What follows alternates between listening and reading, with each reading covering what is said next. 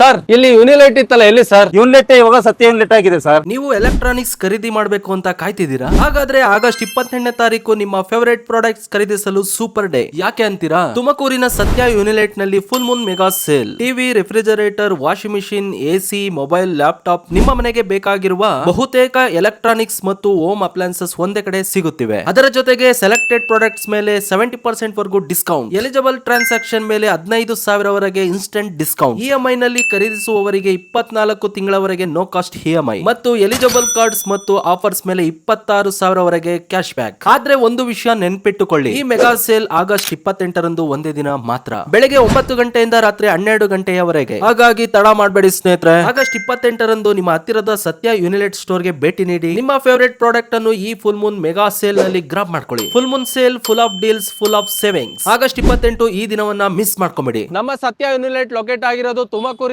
SIT college opposite BH ರಸ್ತೆ.